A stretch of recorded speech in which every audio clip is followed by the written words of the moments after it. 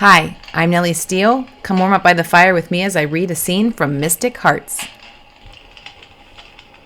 As I waved the last of my students away, I shuffled through the empty studio, changed my shoes, and turned on a song I knew I had on my phone before I'd fried it.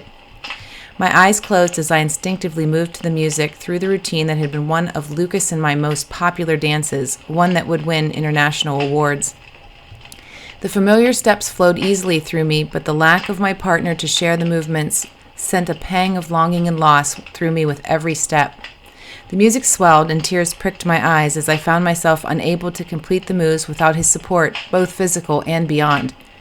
My movements slowed and I tried to blink my tears away, but they fell, tracing silent paths down my cheeks.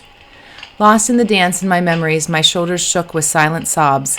I dropped to the floor in a heap, hugging my knees to my chest and burying my face in my hands, the tears flowing freely. A warm hand slipped around my shoulder and I startled, snapping my gaze toward it. "Hey," Jake said softly, "you okay?" I quickly wiped at my cheeks, forcing a smile. Yes. "Bad first day on the job?" he asked. I shook my head as I brought my feet under me and rose with his help.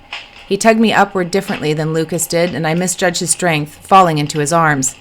"Oh, sorry," I said, my eyes going wide. He didn't make a move to right me, tightening his grip on me just slightly. "It's okay." The way he stared at me, his dark eyes lingering on my lips, made my heart pound more than it should have, a mix of trepidation and yearning swirling within me. Desperate to shift the focus from my emotions and the lingering silence that seemed to be leading us toward a moment I didn't know I was ready for, I said, "Would you like to learn a dance move?" He offered me a fleeting smile. "Sure, why not?" I licked my lips as I pushed back from his embrace with a nod. "Let's start with something simple. A cha-cha step." The tension between us remained as I slid his arm around my waist and slipped my hand into his before I tapped his right foot with my left and instructed him on how to begin. Finally, after a few missteps, the strain between us eased and lighthearted laughter replaced it. "I'm sorry, I'm terrible at this. I feel bad," Jake said. "You're not. You're doing really well for your first time." "Really? You may want to check with your toes about that." I giggled as we broke apart. I've had my toes stepped on plenty of times when I was beginning. "Yeah?" He raised his eyebrows toward his hairline. "That many times?" I offered him an amused glance. "Uh-huh. And guess what?" He cocked his head. "I've been dropped quite a bit, too." "Dropped?" I bobbed my head. "Like on the floor?" I saw his mind reaching to understand what I meant. With a slight wince, I explained, "There are lots of lifts in partner work. You don't always get it right. Once I was working with a new partner and he dropped me from an overhead lift right on my tailbone. I was bruised for weeks." "Ouch," Jake said with a frown. "I hadn't realized dancing was so dangerous." "You'd be surprised," I said with a slight laugh. As our gazes locked again, a strange noise echoed through the studio like a distant whisper. The lights overhead flickered, drawing my attention up before they finally went out.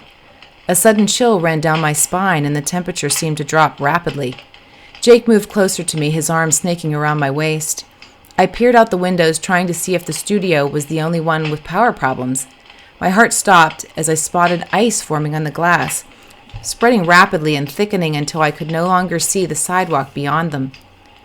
"What is happening?" I whispered, taking a step toward them, but Jake held me back.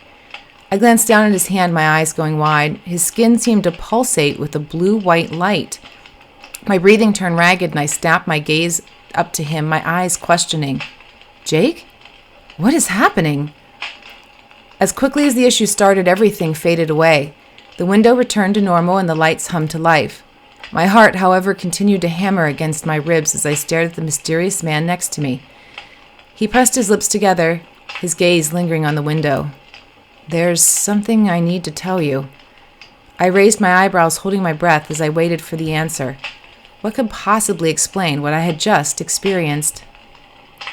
Thanks for joining me by the fire. If you'd like to spend more time in this world, the full audiobook is available now. Written by me, narrated by a human, and produced by A Novel Idea Publishing.